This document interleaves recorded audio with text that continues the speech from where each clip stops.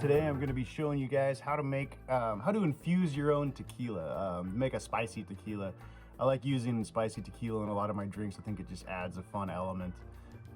Really, it's just a simple pepper infusion. So I think in the next episode or two, you're going to see me making some spicy tequila drinks, and so this will be the base for that. So here's how you make your own at home. It's really simple. You just need a bottle of tequila and a pepper of your choice. My pepper I'm using today is the SERRANO, because it's what the grocery store had. I prefer habanero just because it's a little bit hotter, and I like the taste of the habanero pepper. But here we go, SERRANO it is. They're still pretty yummy. It ranks a little bit in between the jalapeno and the habanero on the Scoville scale. So what you want to do is usually snip the end off of it. You don't really need that. But then just cut it into a bunch of little rings.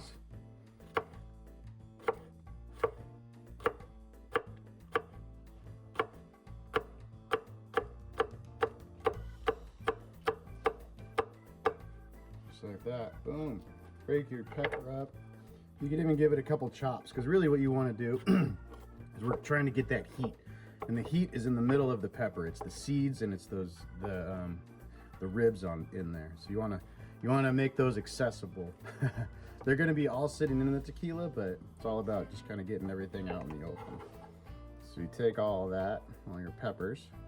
I'm going to put them in a little mason jar here.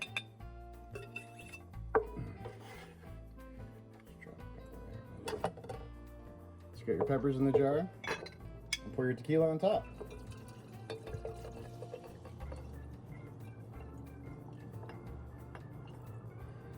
We're gonna get a lid for this guy, seal it up, keep it in a kind of a room temperature place. It doesn't need to be too cold. Let it sit for 24 hours. 24 hours is pretty good. It lets a lot of heat out, or I mean, you're gonna get a lot of heat out of the pepper, but you want it to be a little bit hotter than you would normally drink it anyways.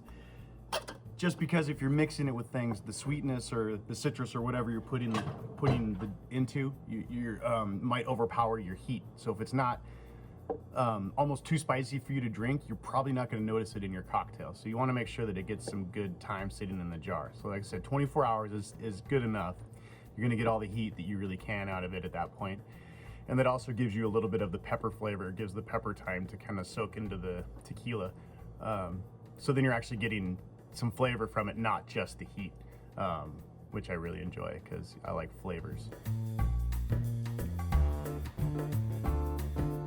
At the end of the 24 hours, we're gonna pull this guy out, we're gonna strain these peppers out, and we're gonna pour this tequila back into the bottle. That way you don't have, when you're pouring drinks, you don't have to worry about chunks of peppers in it, because it'll already have all the flavor, and you've removed anything that can all the food that would, rot. So the tequila has really an infinite shelf life once you have all the food out of it. So that's pretty nice, at least in this case. All right, thanks guys.